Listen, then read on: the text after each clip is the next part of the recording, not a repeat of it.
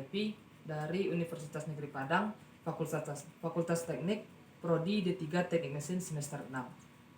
Video ini saya buat untuk memenuhi ujian tengah semester mata kuliah Pendidikan Agama Islam yang diampu oleh Bapak Dr. Budi Santoso Wibowo, MPDI.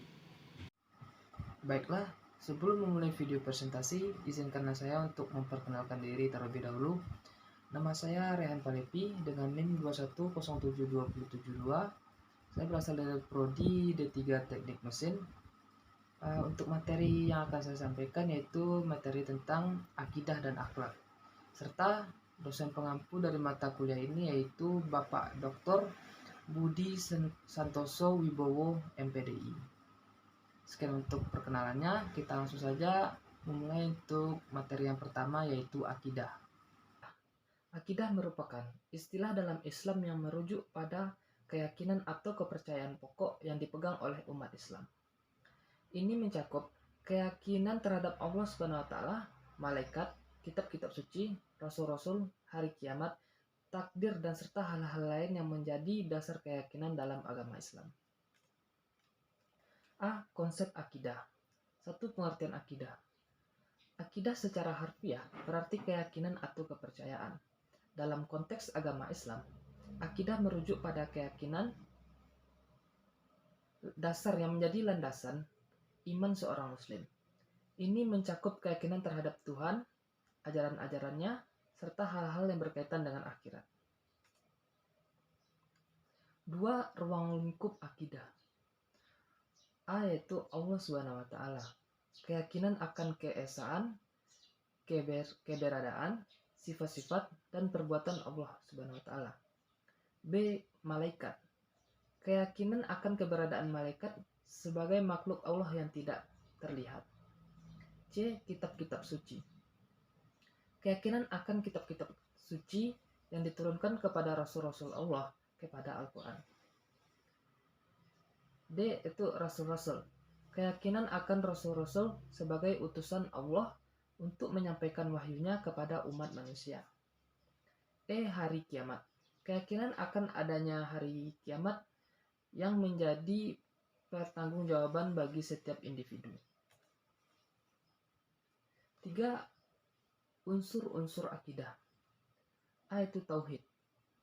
Tauhid itu keyakinan akan keesaan Allah dan menolak segala bentuk persekutuan atau ketergantungan selain kepada Allah. B. Itu risalah.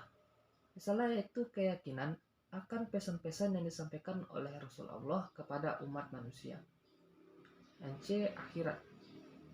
Akhirat itu keyakinan akan kehidupan setelah kematian yang mencakup hari kiamat, surga, dan neraka. Dan D. Takdir. Takdir yaitu keyakinan dan ketentuan dan kehendak Allah yang mencakup segala hal alam semesta ini. 4. Kedudukan akidah. Akidah memiliki kedudukan yang sangat penting dalam agama Islam karena merupakan pondasi atau dasar bagi seluruh amalan dan ibadah seorang muslim. Tanpa akidah yang kuat dan benar, amalan-amalan ibadah tidak akan diterima oleh Allah. Oleh karena itu, pengajaran dan pemahaman akidah yang benar sangat ditekankan dalam Islam untuk memastikan umatnya memiliki keyakinan yang kokoh dan benar. B. Argumen tentang wujud Tuhan. Argumen tentang wujud Tuhan dapat dibagi menjadi dua jenis, yaitu dalil nakli atau rasional dan dalil akli atau berdasarkan wahyu atau teks suci. Berikut adalah penjelasan singkat tentang kedua jenis argumen ini. Dalil akli, argumen kosmologis. Argumen ini berpendapat bahwa ada sesuatu yang menyebabkan segala sesuatu yang ada di alam semesta.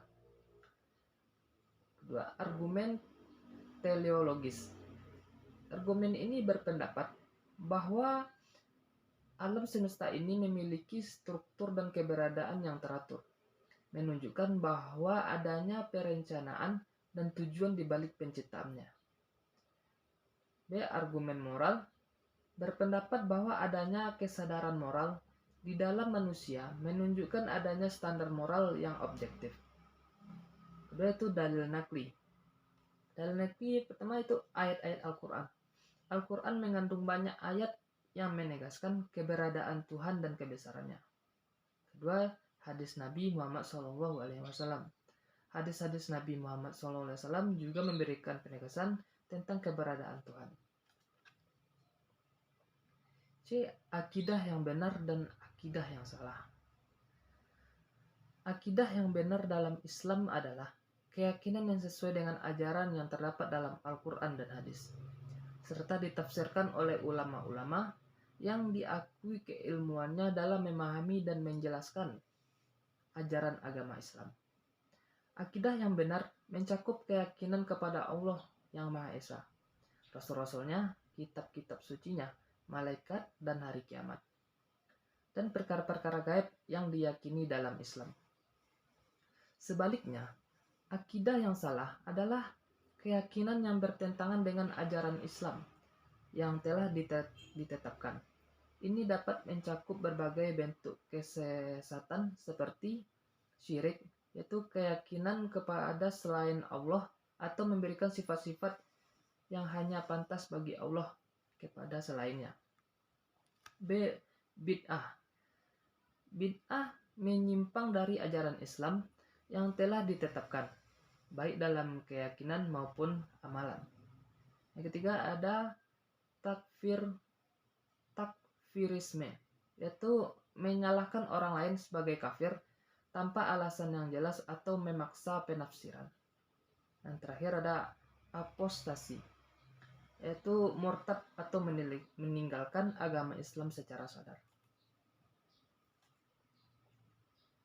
D. Pemeliharaan akidah.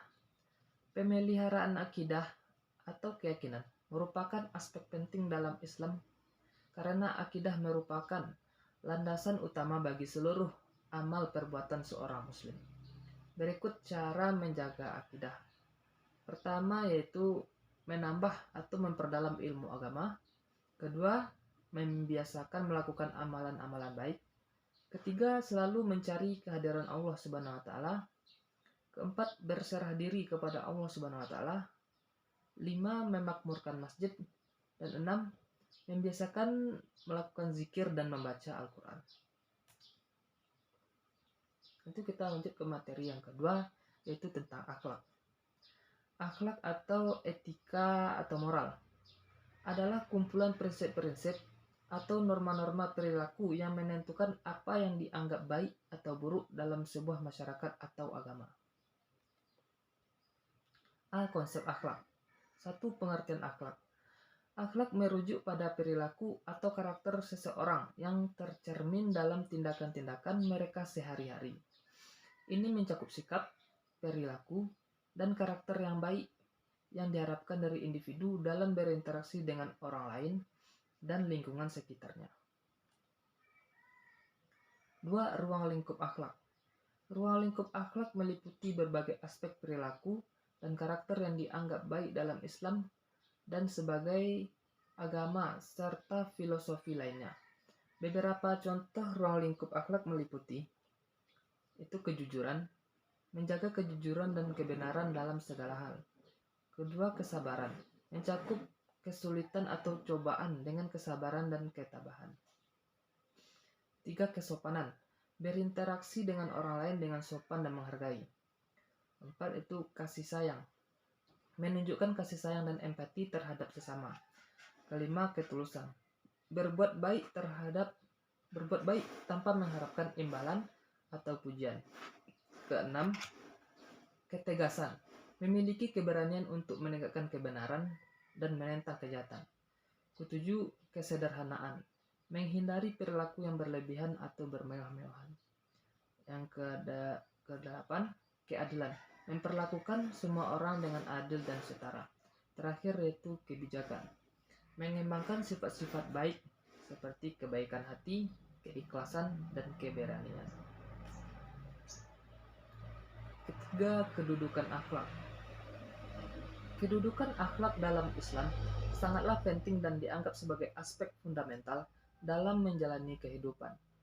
Ajaran Islam menekankan pentingnya pengembangan karakter yang baik dan perilaku yang terpuji sebagai bagian dari ibadah kepada Allah Subhanahu wa taala. Akhlak yang baik juga merupakan cerminan iman seseorang dan menjadi faktor penentu dalam mendapatkan keridhaan Allah Subhanahu wa taala. Rasulullah Muhammad SAW diutus oleh Allah bukan hanya sebagai pembawa wahyu, tetapi juga sebagai teladan akhlak yang baik bagi umat manusia. Oleh karena itu, menjaga akhlak yang baik merupakan bagian integral dari praktek keagamaan seorang muslim. Dalam masyarakat Islam, akhlak juga memiliki kedudukan yang penting dalam menjaga harmoni dan keberlangsungan hubungan antar individu, serta membangun masyarakat yang beradab dan berkeadilan. Dengan memiliki akhlak yang baik, seseorang diharapkan dapat menjadi agen perubahan positif dalam masyarakat dan kontributor yang berarti dalam membangun kehidupan yang baik. B. Itu Rasulullah sebagai uswatun hasanah.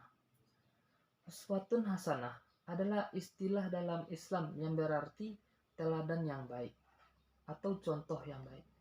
Rasulullah Muhammad SAW dianggap sebagai uswatun hasanah yang utama dalam Islam. Artinya, beliau merupakan contoh yang sempurna dalam segala hal, baik dalam kehidupan pribadi, sosial, maupun spiritual. Berikut adalah beberapa poin yang menjelaskan mengapa Rasulullah dianggap sebagai contoh uswatun hasanah.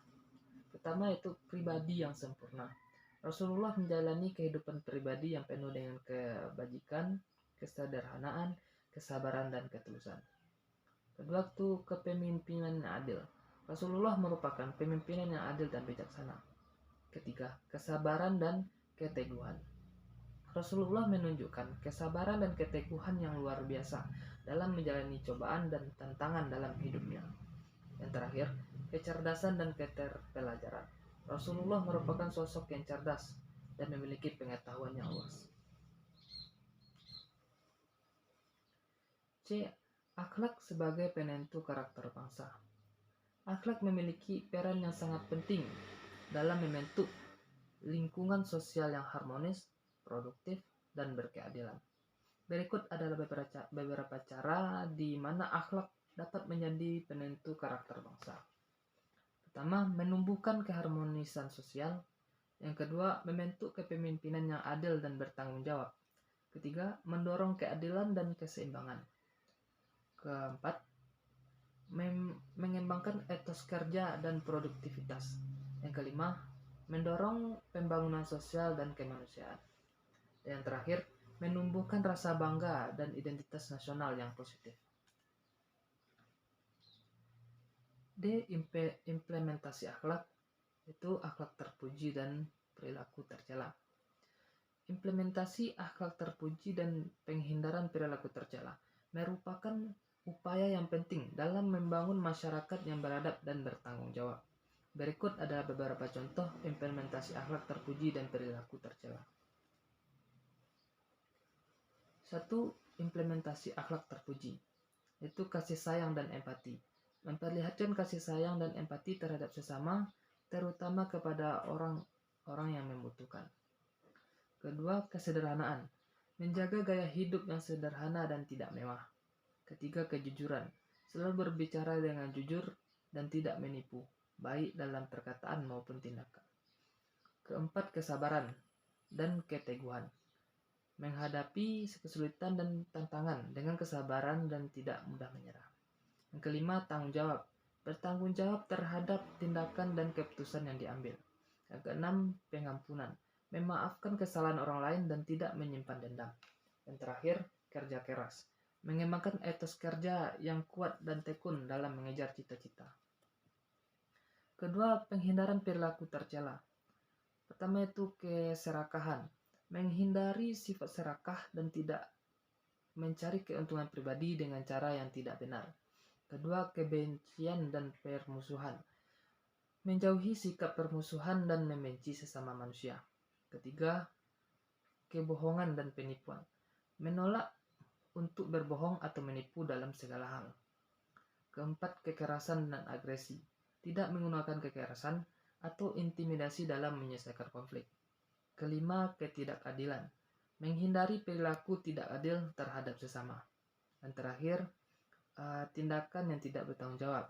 Tidak menghindari tanggung jawab terhadap tindakan yang dilakukan. Mungkin sekian yang dapat saya sampaikan. Terlebih dan terkurang saya mohon maaf. Assalamualaikum warahmatullahi wabarakatuh.